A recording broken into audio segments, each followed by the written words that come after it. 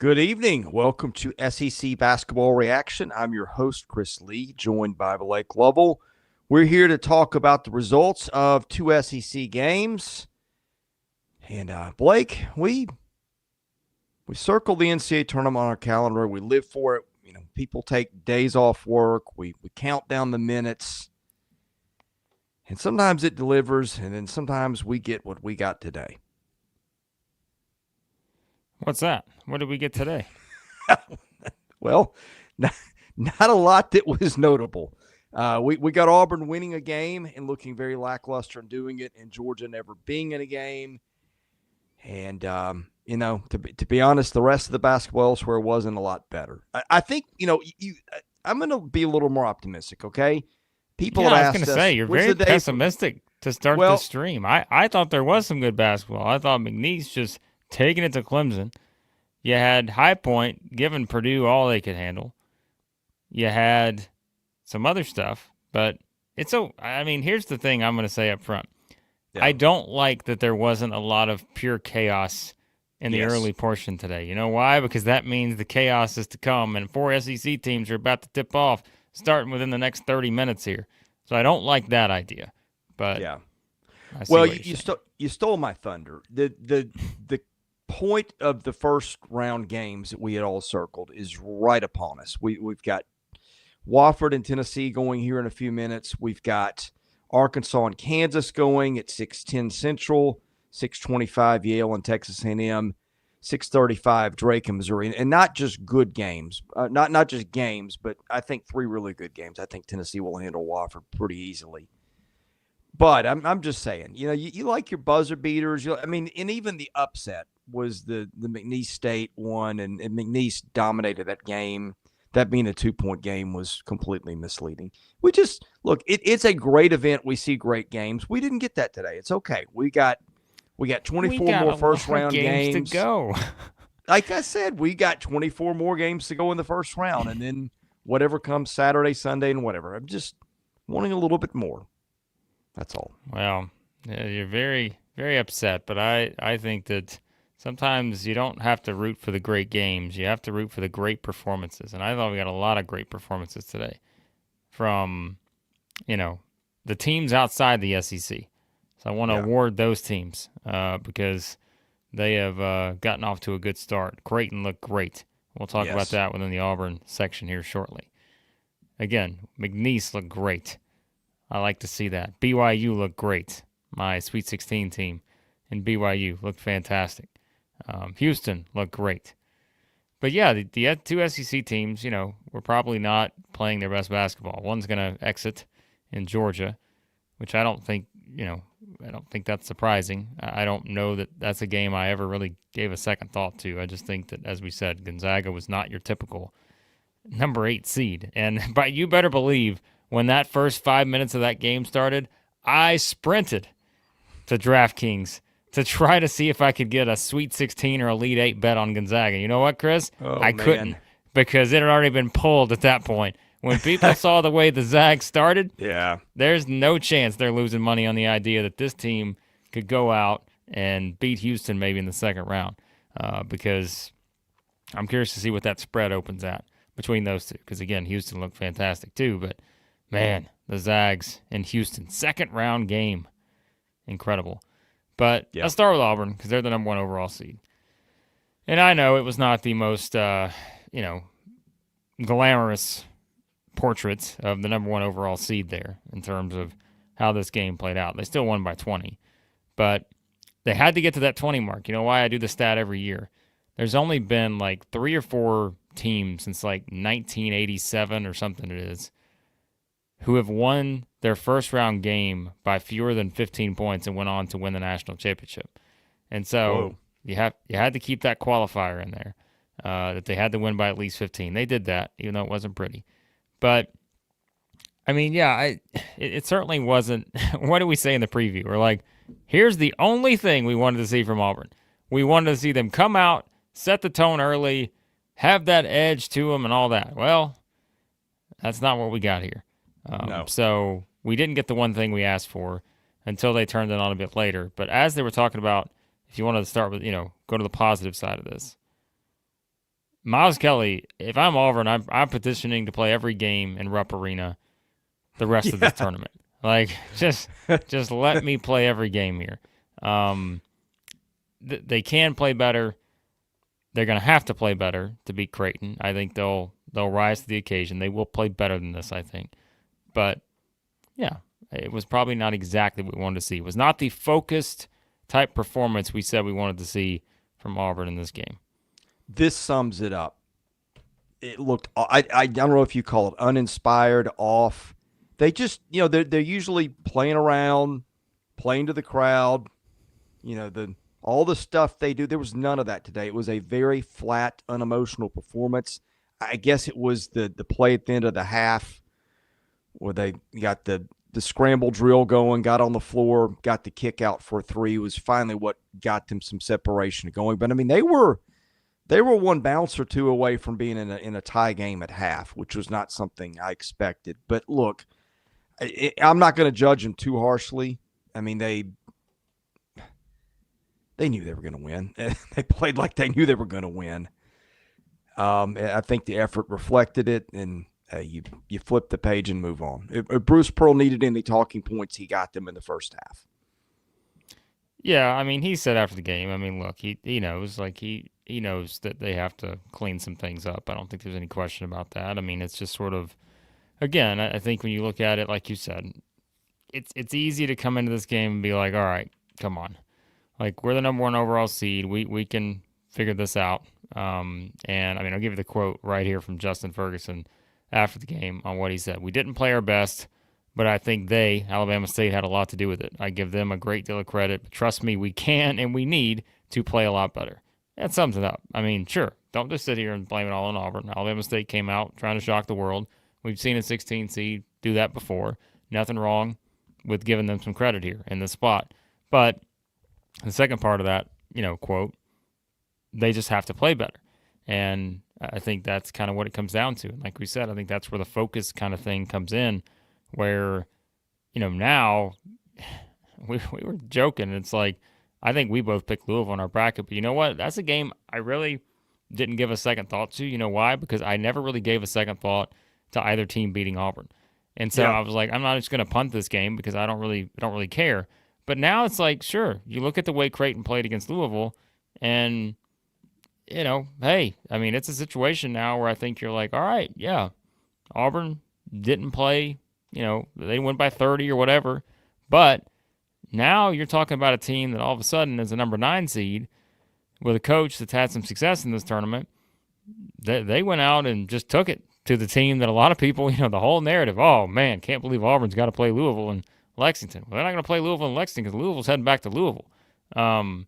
So, yeah, I mean, I think that kind of comes into play here. And so, again, it's fine to go ahead and look ahead, but we'll see.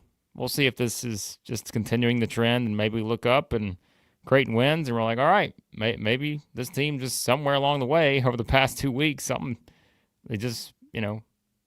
broke and we don't know what happened. But for now, we'll talk about that once we get to the preview. Yeah, well, I mean, I say Bruce Pearl will have their attention. I'll tell you what else will have their attention. Sitting there and watching Creighton the way it played. Creighton dominated that game. Dominated might be strong, but controlled it from the tip. Several good players. They got an old, experienced point guard. They got a 7'1" third-team All-American in Kalkbrenner, who's played a bunch of ball in the middle. They got a lot of ingredients. And that doesn't even include the guy that led them in scoring today. That was Neil McNeil. Yeah. Neil. I mean, just to add to, just quickly on Auburn's performance, I'll tell you the one thing that was frustrating to me is just, going 18 of 32 from, like, the free throw line. And I think those are things, too, that, like, those are just the little things that, again, like, that adds to that sort of focus thing or whatever. And I don't know, like, that also kind of bugs me a little bit. I'm like, you go make free throws. Like, they're not, they're a 73% free throw shooting team. And, again, it's just kind of one of those things where it's little things like that. They shoot 56%. They missed 14 free throws.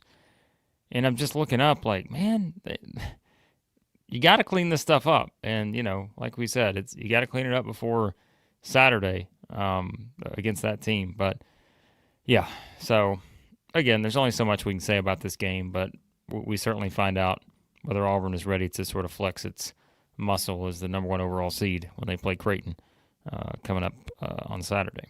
So, you want to look ahead to that one quickly, or just save it all for the preview? Yeah, we're going to save that for the preview. We may touch on a couple of things at the end if people have questions, but yeah, we're going to obviously do our preview. That'll be up tomorrow morning.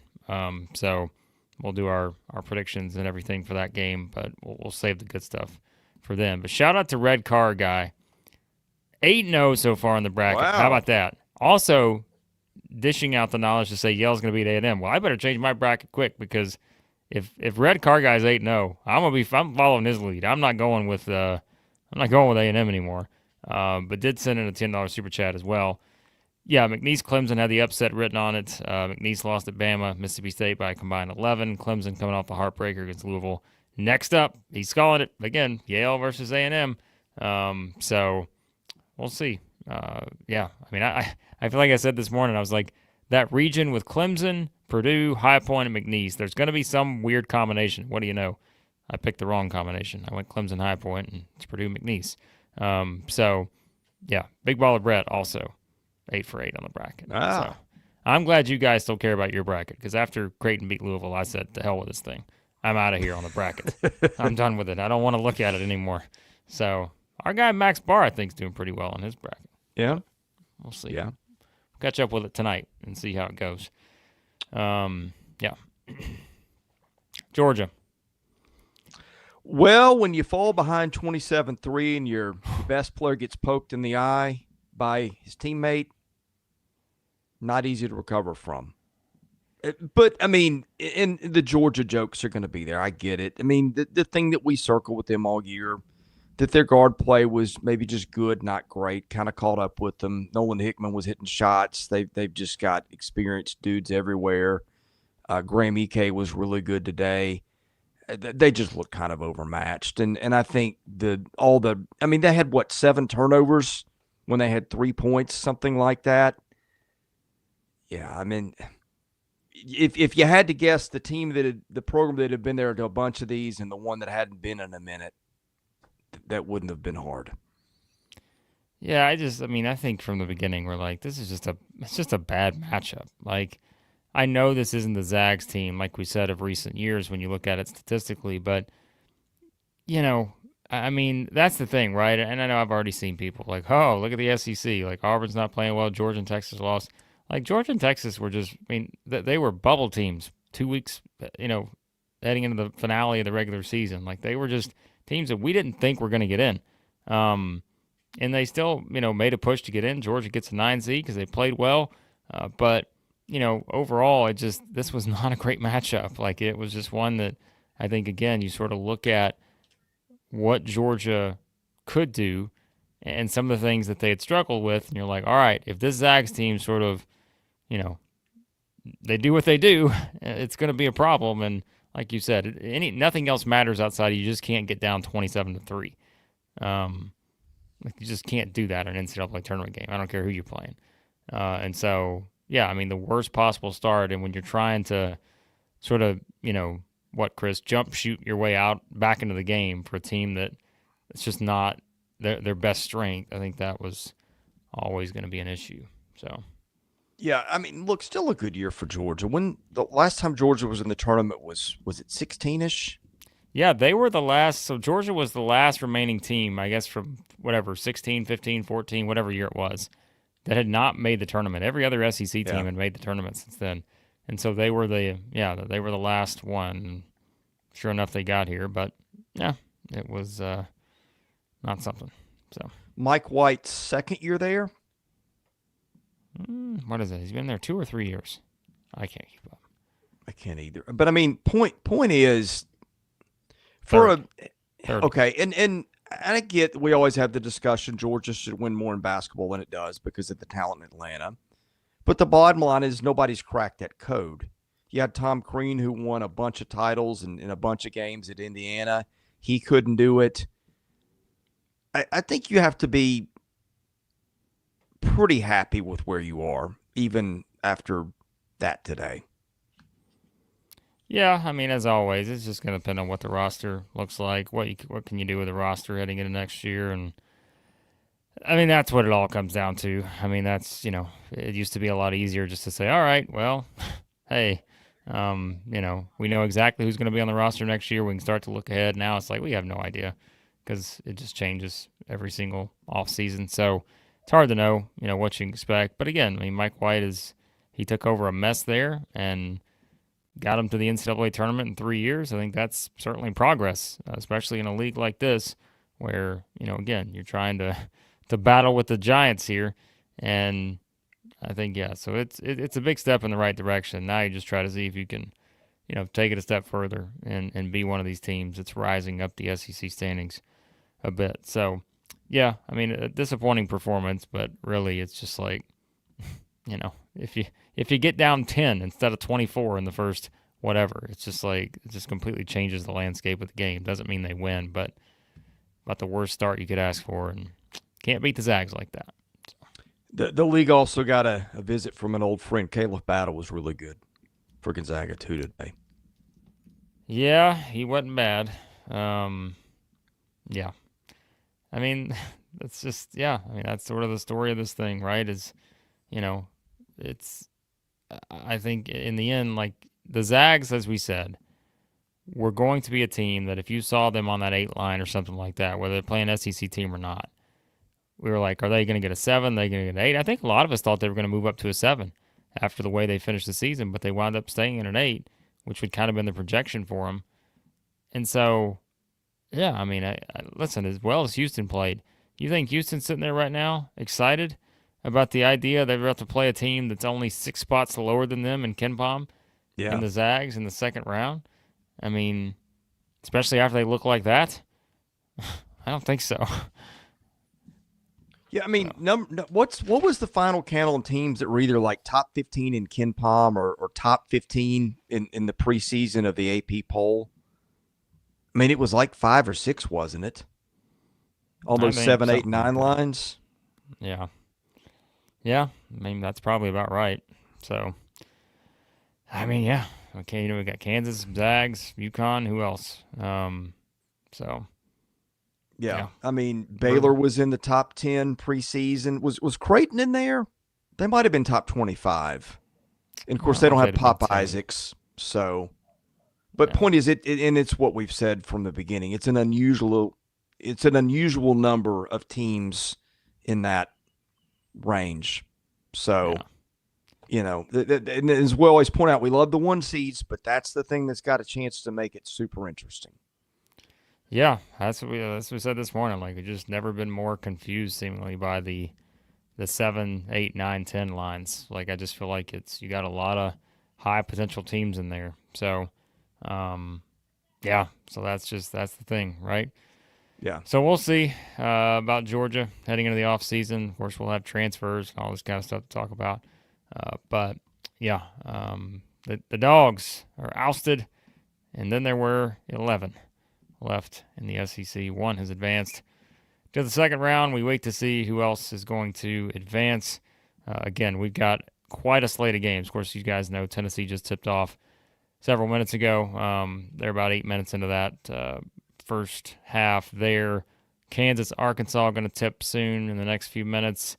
A&M, Yale right after that. Missouri, Drake right after that. So our plan of attack, as we said earlier, we're going to come back after the last game of that group finishes, which we assume, well, I say that. I was going to say we assume it's going to be the game that starts last. But, Chris, if you consider that Texas A&M plays 10 minutes before Missouri and Yale, or Missouri and Drake, then there's always a chance A&M could be the final finish there, just based on game flow. But you know what? Somebody pointed this out on Twitter. I retweeted it. Don't remember who. You had a whole lot of teams today. I mean, all these games kind of stayed on schedule. Maybe it's because the SEC wasn't involved. So that's kind of nice to have that again, Yeah. Yeah, congratulations to everyone who thought it was going to be that way all day, because the SEC is tipping off now. And this slate of games may get to 2.5. But again, we say that. No, I mean, games are called differently. They're going to be officiated differently than you see all year long. So I might be something that changes there a little bit. Spencer checking in here, by the way. Knows that the Tigers won by 20, but still upset with how they played. Yeah, I don't think Spencer's the only one. I think there's quite a few people I saw out there that understand that they have to play better if they're going to advance in this tournament to where the expectation is, and that's a Final Four. But we'll see. Any parting thoughts? I've got DoorDash waiting for me. My son would not allow us to leave the house because action might be missed. Wow. Well, wife's watching daughter's lacrosse, so we had to piece it together here. There you go. Well, again, we were going to do something quick here. We told you guys that on these 2 games, and now the heavyweight matchups, the more probably intriguing games of the day, all getting started now.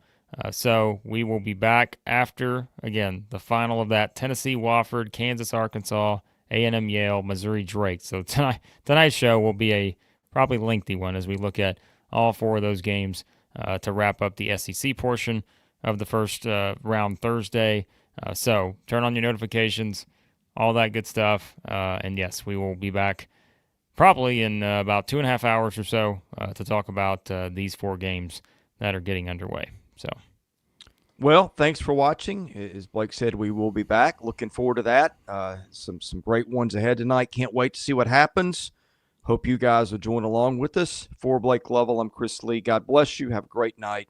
Thanks for watching SEC Reaction here at Southeastern 16.